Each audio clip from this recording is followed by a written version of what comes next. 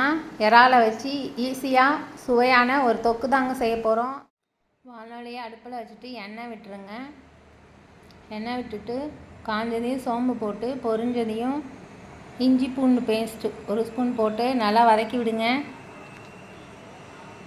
நல்லா வதங்கினதையும் கருவேப்பிலை போட்டுட்டு வதக்கிடுங்க. பெரிய வெங்காயம் 1, சின்ன வெங்காயம் ஒரு 10 சின்ன வெங்காயம் பொடியாக நறுக்கி போட்டு நல்லா வதக்கி எடுத்துருங்க.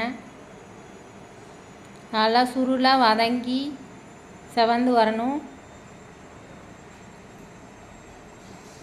இப்போ தக்காளி சேர்த்து வதக்கிடுங்க. 2 தக்காளி சேர்த்துருக்கேன்.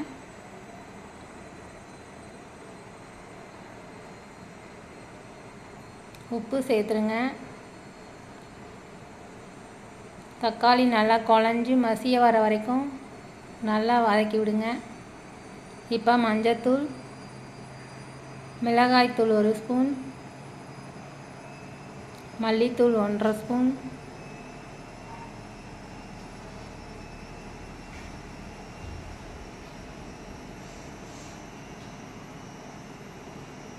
கரம் மசாலா 1/4 ஸ்பூன் போட்டு நல்லா வதக்கி விடுங்க.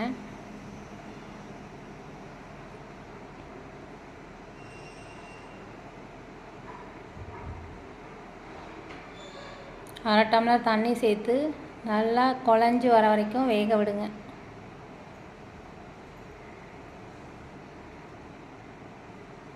நல்லா குழஞ்சி வந்துச்சுங்க. இப்போ இறாலை எடுத்து போட்டுருங்க.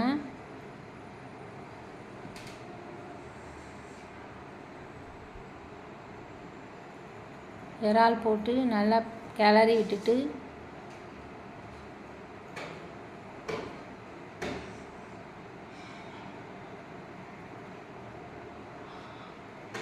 பத்து நிமிஷம் மூடி போட்டு வேக விடுங்க. பாருங்கள், இப்போ நல்லா இறால் வெந்து வந்துச்சு. இப்போ 1 ஸ்பூன் பெப்பர் பவுடர் தூவி விட்டுருங்க. ரெடி ஆயிடுச்சுங்க. இப்போ மல்லித்தலை கருவேப்பிலை தூவிட்டு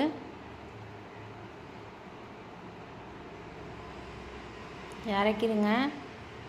இப்போ பாருங்கள், ரெடி ஆயிடுச்சு. இப்போ ஒரு பவுலுக்கு மாற்றிக்கலாம்.